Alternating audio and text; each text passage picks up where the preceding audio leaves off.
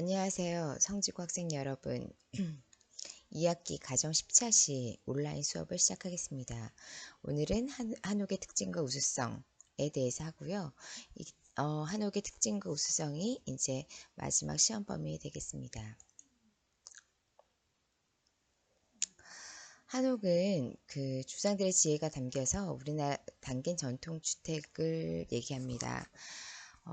생각보다 우리나라 주택은 자연 조건에 맞게 잘 발달되어 있고요.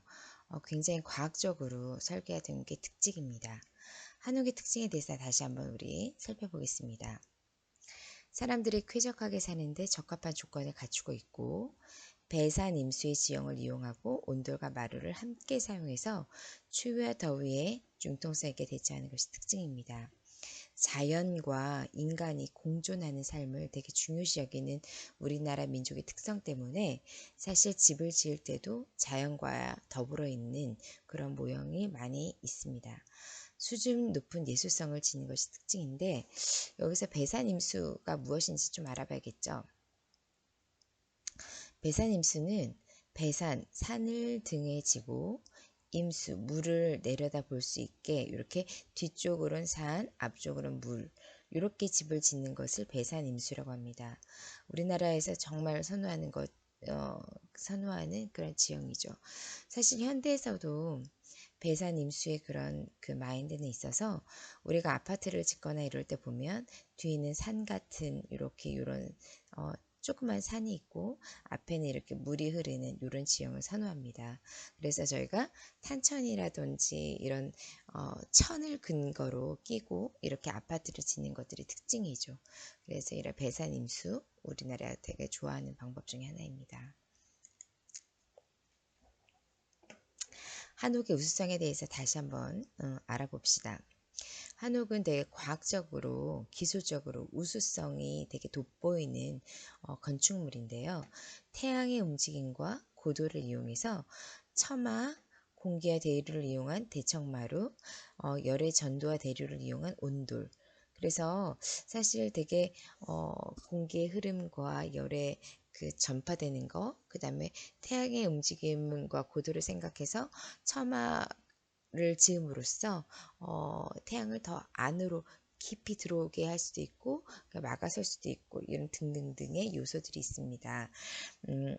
당연히 자연적인 재료를 사용해서 자연적 지리적 특성을 반영해서 집을 지었기 때문에 자연과 인간 생활이 정말 조화롭게 잘 되었다는 것을 알 수 있습니다.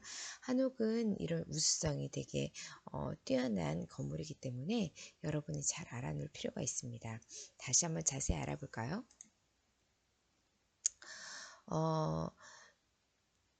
한옥은 다시 한번 그 직선과 곡선의 조화를 이루고 천마의 곡선미가 뛰어나며 곳곳에 황금비의 원리가 적용돼서 아름답습니다. 그래서 직선과 곡선의 그런 그 조화가 되게 뛰어나고 또 이렇게 창호지라든지 아니면 문을 보면 되게 아름다운 격자무늬 같은 것들이 있죠. 이런 것들도 되게 예술성이 뛰어나다고 볼 수 있습니다.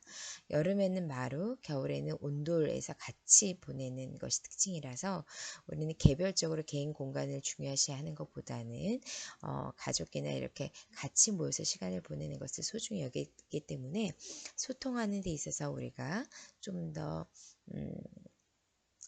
중점을 줬다라고 볼 수 있죠. 특히 넓은 마당은 집안의 큰일 등을 치르는 공동체 공간으로서 사람들을 불러서 잔치할 때도 마당에다가 이제 음식을 차리는 경우도 있고 또 김장 같은 우리 집에 이제 큰 일을 할 때도 마당에다가 이제 김장 김치의 재료들을 모아놓고 사람들을 불러가지고 같이 김장하는 풍습들이 있습니다. 그래서 넓은 마당은 공동체 공간으로 많이 쓰인다는 거. 그 다음에 담장이 넓고 골목, 다시 말하면 마을 집과 집 사이에 생기는 그런 골목들은 이웃과 소통하고 함께 정을 나눌 수 있는 공간이 되었습니다. 앞에 했던 내용들을 그림으로 다시 한번 보겠습니다. 한옥의 구조가 얼마나 과학적인지 다시 한번 살펴봅시다. 여기 이렇게 집이 있을 때 여기 집에 이런 처마가 있잖아요. 이런 처마는 태양의 고도에 따라서 좀 다릅니다.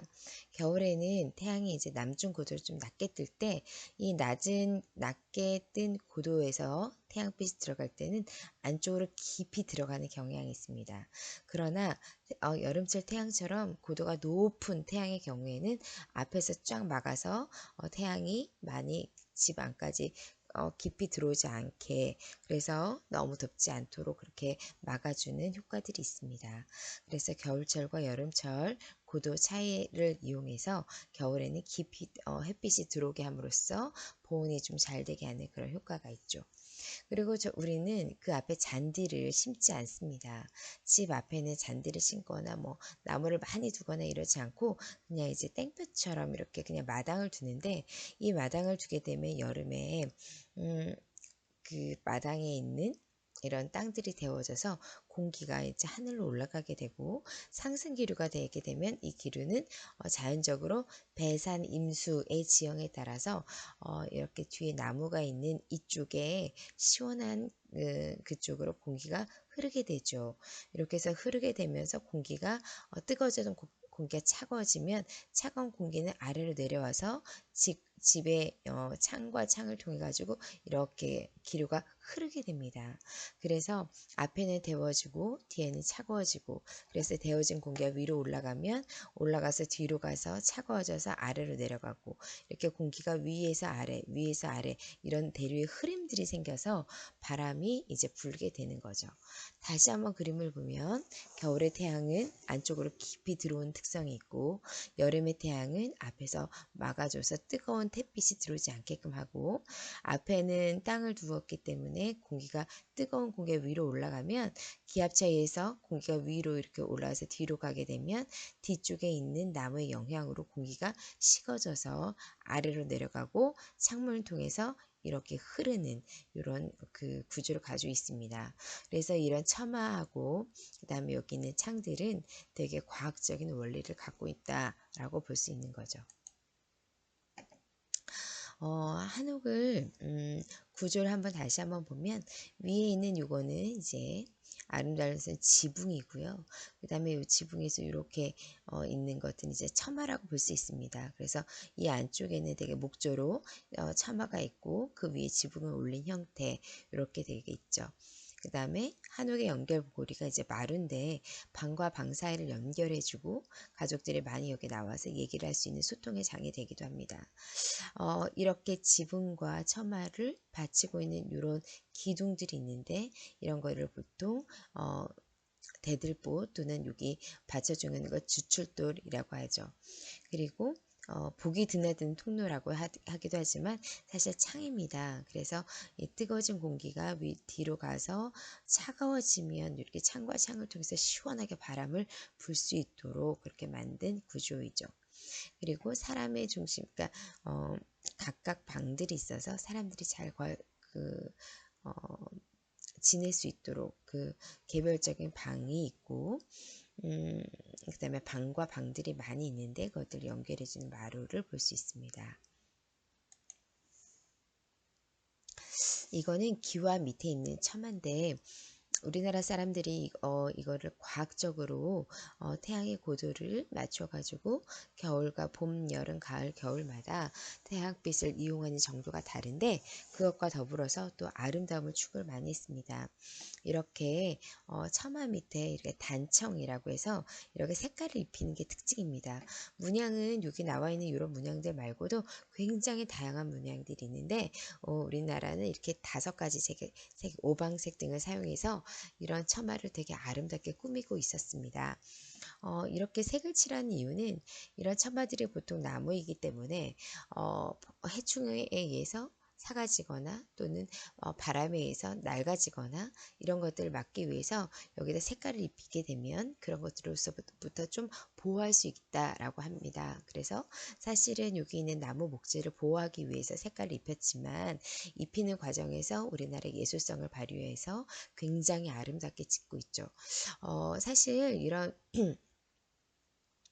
건물은 우리나라 그 신분에 따라서 그냥 평민들의 집도 있지만 궁궐도 있고 사찰에서 절도 이런 단청들을 갖고 있습니다. 그러나 우리나라 사람들은 훨씬 더 종교적인 시설들에 대해서 이렇게 아름다움을 많이 선호했기 때문에 그 궁궐보다 절이나 이런 사찰들에서 훨씬 더 많은 색과 문양을 쓸 수 있었고요. 궁궐에서 절에서 사용했던 것을 다 쓸 수 없는 몇 가지만 사용할 수 있는 이렇게 약간의 제약을 두었습니다. 당연히 아주 평민들의 집에서는 사용할 수 없었죠. 그러니까 이런 그 색깔도 사실은 어느 정도는 절제해서 사용했고 사용할 수 있는 계급 또한 정해져 있었습니다.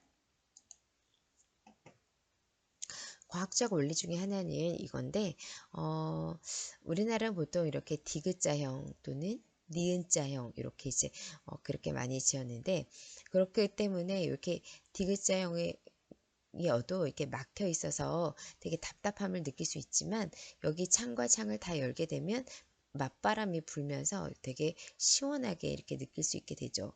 그리고 여기서도 중간에 이렇게 막고 있는 이런 방과 방을 연결한 마루에서도 여기 이렇게 창을 열게 되면 이 여기 사이로 이렇게 바람이 슉 불어오는 그런 효과가 있습니다. 아까도 말했지만 뒤에는 거의 다 산이기 때문에 여기 있는 뜨거운 기류가 뒤로 넘어가서 차가워져서 이렇게 부는 이런 대류 현상들을 많이 이용합니다. 그림을 다시 한번 보게 되면 니은자나 디귿자가 있다고 하더라도 서로 답답해서 공기가 잘 통하지 않는 그런 형태가 아니라 이렇게 창이 크기 때문에 이것을 통해서 이제 바람이 이렇게 맞바람이 불 수 있도록 그 위치를 갖게 만들어놨죠. 여기서도 마찬가지로 건물과 건물이 가까이 있다 하더라도 여기 사이에 이런 통로를 통해서 뜨거워진 바람들이 이렇게 순환이 잘 될 수 있도록 그렇게 만들어진 과학적인 설계입니다. 지금 볼 거는 온돌인데 우리나라 난방 방식은 이제 온돌을 이용합니다. 사실 우리나라가 사계절이 뚜렷한데 그중에 겨울은 굉장히 추운 것들이 특징입니다. 그래서 사실은 일본과 또 중국하고 다른 문화를 가졌는데 우리나라는 방 자체, 다시 말하면 바닥 자체를 데워서 이 뜨거워진 바닥에 있는 열이 데워져 가지고 그것이 위로 올라가게 해서 전반적으로 집에 공기를 데우는 방식입니다. 이런 온돌 방식은 너무너무 정말 우리나라의 전통 방식인데 되게 과학적이고 뛰어나서 지금 현대에서도 각각마다 아파트 안에서도 이런 난방 장치에 온돌을 깔아 놨죠. 그래서 온돌 방식으로 우리는 난방을 하고 있습니다. 다시 한번 보면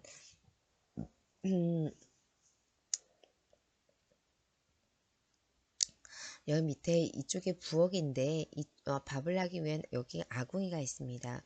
사람들이 여기다 불을 떼게 되면 이 아궁이의 열이 요 밑에 바닥을 지나감에 돼서 이 위에 있는 구들장이라는 것을 데우게 됩니다.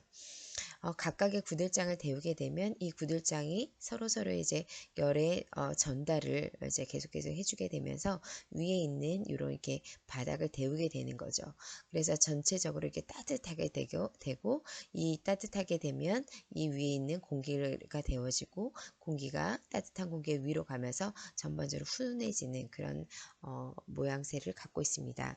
근데 이렇게 그 온도를 보면 이 밑에 이렇게 평평하게 그냥 열이 샥 지나가게 만들지 않고 얘가 약간 이렇게 장애물 같은 걸 둬서 사실 이 열기가 여기를 넘어가기 위해서 이렇게 좁은 목을 지나가게 됩니다.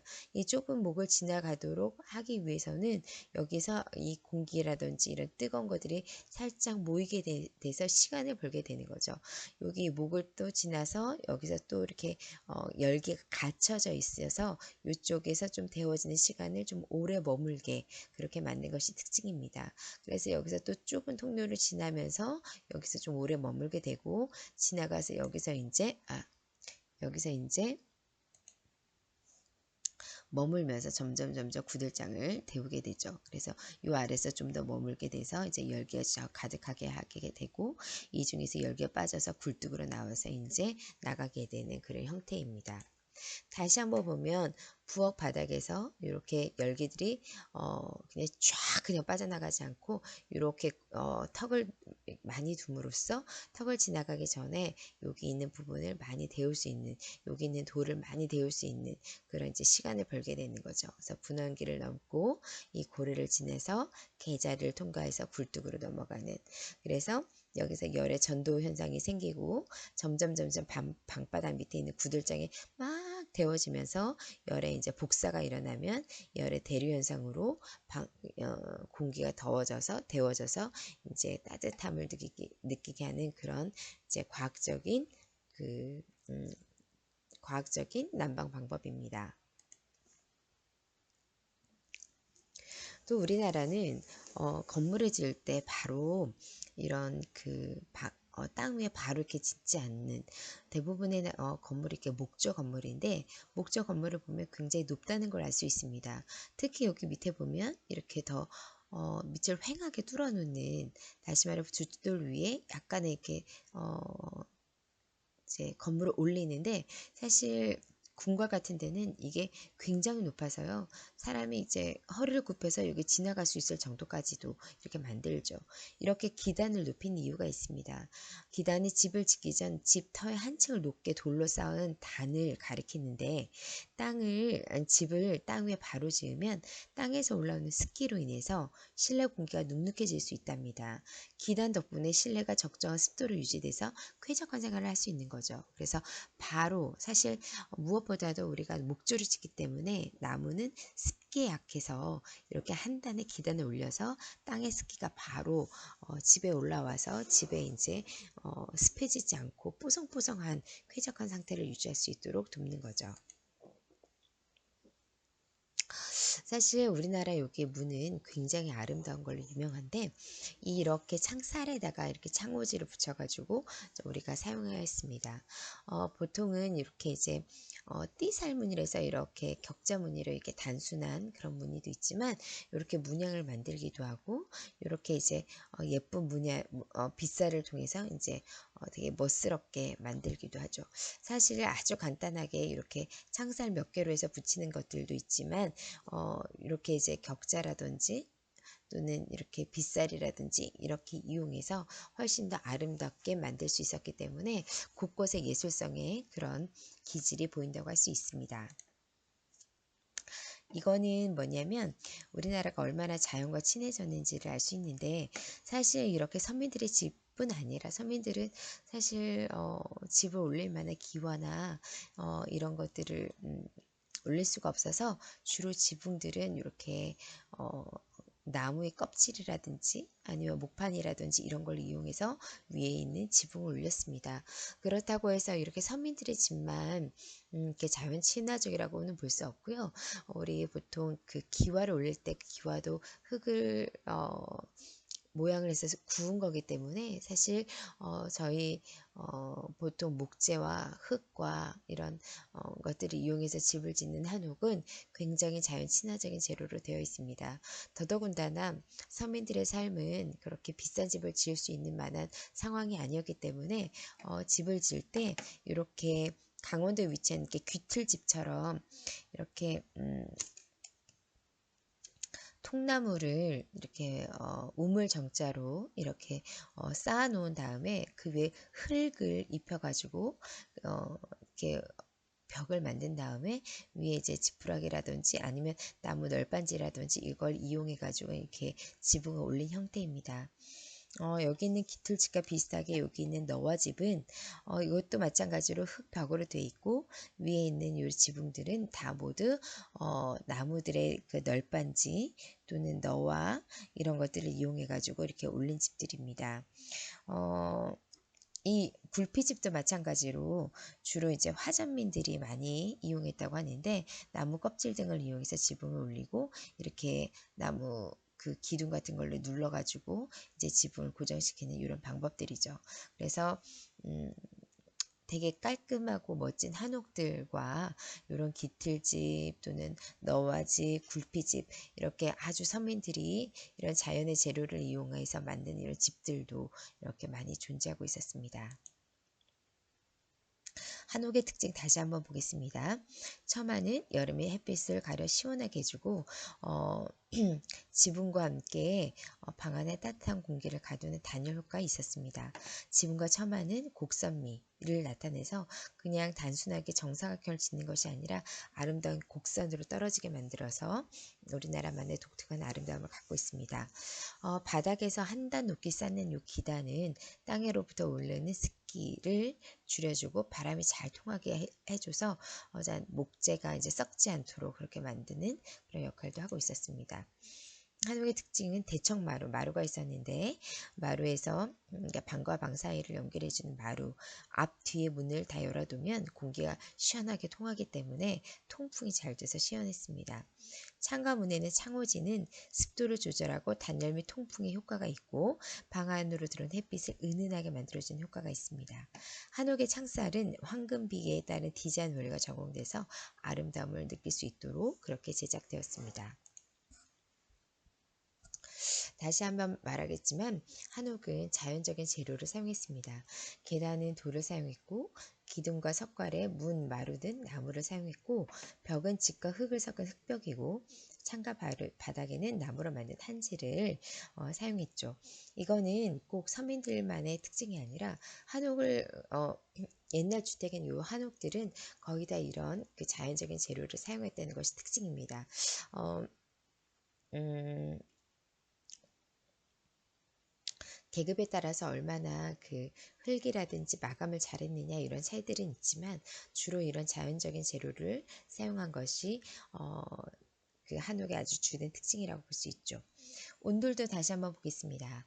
아궁이에 불을 지펴가지고 방바닥에 구들장을 데우는 우리나라 고유의 난방 방식입니다. 취사와 난방을 동시에 해결할 수 있어서 부엌 쪽에서는 그 뜨거운 아궁이에 밥을 하고 밥을 함과 동시에 그 뜨거운 기류는 방바닥을 데우는 데 사용하는 우리나라의 고유의 과학적인 난방 방식이라고 할 수 있습니다. 자, 한옥의 종류 다시 한번 보겠습니다. 양반 계층에는 기와 집을 얻은 기와 집에서 거주하고 일반 계층은 자연에서 구하기 쉬운 재료의 볏집이라든지 갈대 또는 나무 판때기 이런 것들을 이용해서 초가집에 거주하였습니다. 산간지방에서는 소나무, 참나무, 상수리나무 같은 나무 껍질을 이용한 너와집, 굴피집, 귀틀집 이런 거 많이 있었고 남부지방에서는 바람이 잘 통하게 하려고 일자나 기역자 형태의 집을 많이 뒀지만 북부지방에서는 춥기 때문에 바람을 좀 쌀쌀한 바람을 막아야 됐거든요. 그래서 미음자 또는 겹집 구조로 집을 낮게 지어서 열의 손실을 최대한 막는 것이 특징이었습니다. 이 전까지 요까지가 이제 시험범이고요. 여기까지가 시험범이어서 한옥의 특징과 우수성 다시 한번 보면서 여러분 다시 공부해 주시기 바랍니다. 그 다음 이거는 이제 다른 나라 주생활인데 일본과 중국은 한번 좀 볼 필요가 있죠.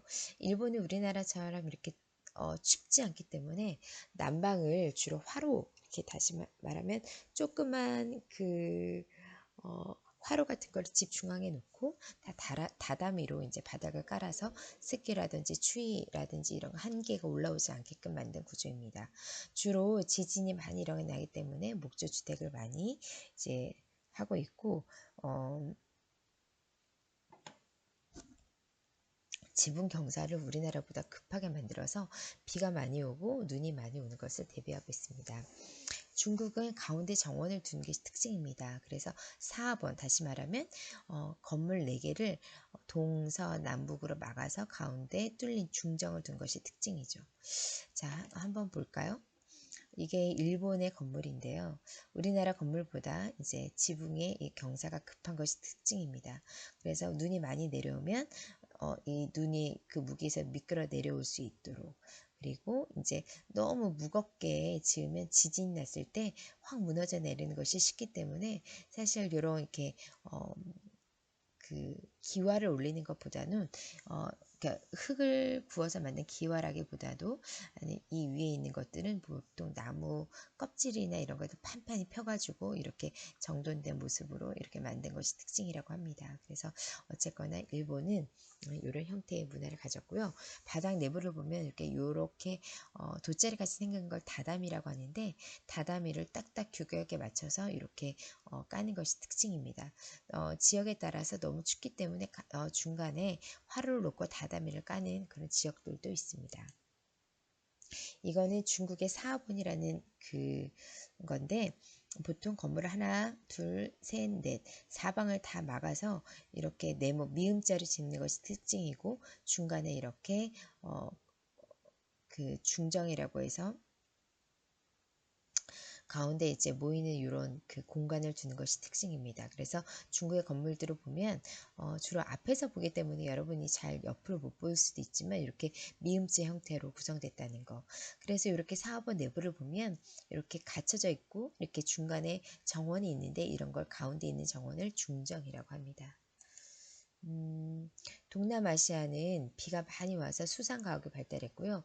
중동은 강수량이 적고 모래바람이 많기 때문에 문이 작고 이중창으로 된 곳이 많습니다. 그래서 네모난 집이 많고요. 손님을 친절하게 맞으려는 그런 습성이 있어서 현관에 들어서면 바로 응접실이 있습니다. 그래서 집안에는 여자를 볼 수 없도록 가족생활 공간을 안쪽에 그래서 손님들을 맞이하는 응접실이 있고 그 안쪽에 이제 가족 생활 공간을 배치하고 있습니다. 식당 가옥입니다. 그래서 동남아시아들은 보통 이렇게 이제 집 위에 이렇게 단처럼 이렇게 높이 쌓은 다음에 그 위에 이제 이렇게 집을 짓는 이런 수상 가옥들이 좀 많이 있습니다. 그래서 베트남이나 또는 뭐 말레이시아 이런 데 가면은 수상 가옥들을 좀 볼 수 있겠죠. 이거는 중동에 있는 전통 그 집들입니다. 바람이 많이 불어서 주로 이제 그러니까 건물을 네모나게 많이 짓고요. 창들이나 이런 것들을 이제 되게 작게 짓는 그런 것들이 특징이라고 볼 수 있습니다. 이거는 유럽인데요. 이쪽은 프랑스, 이쪽은 독일 집들입니다. 그래서 건물 자체가 사실 아시아나 또는 저쪽에 이제 비가 많이 오는 그런 이제 그 베트남이나 이런 지역, 그 다음에 중국이라든지 일본이라든지 이런 지역이랑 또 되게 많이 다르죠. 그래서 이런 프랑스, 독일인데 사실 이런 유럽 지역은 나라가 다르다 하더라도 서로 되게 인접해 있기 때문에 건축 양식이라든지 그런 것들이 좀 비슷하죠. 그래서 그때그때마다 추구하는 그 가치관에 따라서 건축물에도 많이 반영된 것이 특징입니다. 이건 네덜란드인데 네덜란드는 보통 풍차를 이용해서 그들의 에너지원을 많이 얻기 때문에 풍차의 나라라고 볼 수 있습니다. 지면보다 해수면이 더 높기 때문에 물이 변난하지 않도록 늘 신경 쓰는 나라이기도 하고 이렇게 풍차의 나라라고 볼 수 있죠. 자, 주생활이 발달함에 따라서 건축 기술이 발달하고 재료도 다양해집니다. 그리고 사람들의 산업화에 따라서 도시화, 정보화로 많이 바뀌기 때문에 이거에 따른 생활 양식이 바뀌면 주생활에도 많이 영향이 나타나죠. 특히 우리나라 같은 경우에는 주생활의 서구화, 다시 말하면 한옥에 사는 것보다 이렇게 아파트라든지 이렇게 도시로 모여있기 때문에 이런 서구화된 그런 주생활들을 많이 누리고 있습니다. 주택이 다양화됐고 고급화, 첨단화가 돼서 우리 삶이 좀 더 편리한 방향으로 발전된 건 사실입니다. 그러나 이걸로 인해서 많은 임야들이 파괴가 됐고 또는 강들이 많이 메워졌죠. 그래서 환경 파괴와 오염 또는 건축물의 그 잔재, 다시 말하면 하나의 건축물을 부시고 그 위에 다시 새롭고 첨단적인 건축물을 짓게 되면 거기에서 나오는 유해물질이라든지 또는 폐기물로 인한 질병 또는 이웃과 소통이 부족해서 옛날에는 담이 났고 그 다음 이웃과 같이 소통할 수 있는 장들인 마당 이런 것들이 컸는데 지금 현대에는 이런 이웃과 소통할 수 있는 그런 공간들이 많이 부족합니다. 그래서 이런 여러 가지들의 문제들이 좀 생기고 있죠. 약간 순서가 바뀌었긴 했는데 아까 말했던 이제 유럽 수백 년 지어진 건물을 부수지 않고 외관을 유지하면서 내부를 현대식으로 리모델링해서 전통을 잘 살리고 사용을 편리하게 하는 것이 특징입니다. 독일 그 다음에 급속한 도시열에서 환경 파괴가 심해져서 친환경 건축 개념을 도입해서요. 옥상 등에 태양열 패널을 설치했고 빈부를 받아서 생활용수로 사용해서 아끼면서 사는 것이 특징입니다. 네덜란드는 국토의 4분의 1이 해수면보다 낮아요. 그래서 풍차가 발달해서 곳곳에 갔기 때문에 낮은 지대에 물을 퍼내서 침수를 예방할 수 있도록 풍차가 늘 돌고 있죠. 그래서 풍차의 나라 네덜란드를 보시면 됩니다. 그래서 어느 곳에 가더라도 어느 지역에 가더라도 큰 풍차들이 이제 돌고 있음을 발견할 수 있게 됩니다. 자, 자, 이런 주생활 변화의 문제점 한번 볼까요? 주생활이 많이 변화되는데 아파트 연립주택, 다세대 주택이 발달하면서 공동으로 같이 살게 됩니다. 그래서 이 공동으로 같이 살게 됨에 따라서 내 건물들을 같이 지음으로써 비용 같은 것들이 많이 절감이 되겠죠. 그래서 하여간 콘크리트, 철골, 유리 등의 건축 소재도 변화되고 초고층 빌딩도 출현해서 고속 엘리베이터로 위아래로 오가는 그런 문화도 생겼습니다. 인텔리전트 주택이라고 해서 핸드폰으로 문도 조정하고 또 핸드폰으로 불도 조정하고 그래서 홈 네트워크, 스마트홈 시스템으로서 사람들이 전자기기 하나로 집에 있는 모든 걸 조절할 수 있는 그런 좋은 시설들을 갖춘 주택들이 요새 많이 나오고 있습니다. 주생활 변화에 따른 문제점 다시 한번 보겠습니다. 무분별한 도시개발로 인한 환경 파괴, 건설 폐기물로 인해서 환경 오염, 건축 재료들을 이제 계속 새 걸로 이제 개발함에 따라서 유해 물질로 인한 호흡기 질환이라든지 알레르기 질환, 그래서 아토피 같은 천식 같은 이런 질환들이 많이 생기는 것이 특징입니다. 이웃과의 교류가 단절해서 서로 배려하거나 소통이 부족해서 갈등이 많이 생기죠. 특히 우리가 이제 이런 공동주택에 살다 보니까 위아래 소음이 취약해서 위에 있는 집의 소음이 아래로 내려오기도 하고 아랫집에 있는 무슨 큰 소음들이 위로 올라오기로 해서 층간소음의 문제가 지금 새롭게 대두되는 그런 문제점 중에 하나입니다. 자, 바람직한 주생활은 친환경적인 주생활을 위해서 우리가 노력할 필요가 있습니다. 그래서 황토, 나무, 한지 등의 자연적 소재나 재생 재활용이 가능한 건축 재료들을 사용해서 집을 짓자라는 얘기고요. 태양광이라든지 태양열, 지열이라든지 빗물 등의 자연 에너지와 자원을 적극 활용하는 것도 필요하겠습니다. 죄송합니다. 그 다음에 옥상 정원이라든지 생태 연못 등 자연과 공생할 수 있는 환경 등을 조성하는 것도 필요하다고 볼 수 있겠습니다. 그리고 이웃과 더불어 사는 것, 다시 말해 코하우징이라고 해서 요새 주민 공동 공간을 설치하는 아파트들이 많습니다. 다시 말하면 아파트처럼 이렇게 큰 공간에 주민들의 공동을 이용할 수 있는 카페를 놓기도 하고 또는 체육시설, 피트니스 센터를 같이 놓기도 하고 또 심지어 어떤 그 아파트에서는 수영장을 주민들이 사용할 수 있는 수영장을 놔서 주민들이 그 수영장을 이용하면서 사람들이 서로 소통하고 그 아파트에 사는 사람들끼리 이렇게 공동체 의식을 생기도록 만드는 그런 시스템을 말합니다. 그래서 이 코하우징과 같은 주민 공용 공간을 설치하는 그런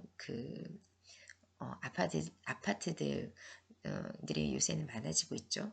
그리고 이웃과 더불어 살아가기 위해서 예절과 규칙을 준수하고 소외된 이웃의 생활에 관심을 갖고 도와주는 것들이 이제 필요하게 됐습니다. 그래서 사실 이런 주생활들을 여러분들 잘 실천했으면 좋겠고 점점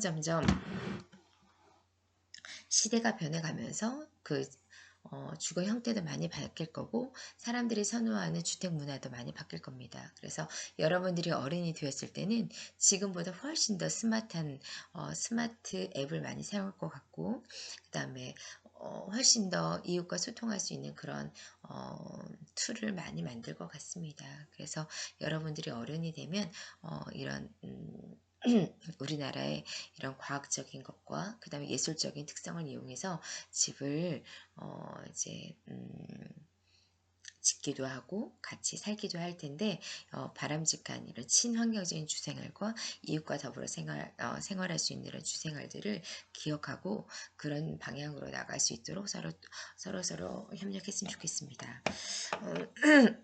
시험 범위보다 훨씬 많이 나가는데 다시 한번 말하지만 시험 범위는 여기까지 한옥의 특징과 우수성을 말하는 여기까지가 되겠습니다. 그래서 다시 한번 영상을 돌려보신 후에 한옥의 특징과 우수성에 대해서 깊이 공부하고 시험을 보시기 바랍니다. 여러분 고생 많으셨습니다. 가정 10처시 수업까지가 시험범위고 다음 주에 시험 볼 때 여러분에게 많이 도움이 되었으면 좋겠습니다. 고생했습니다.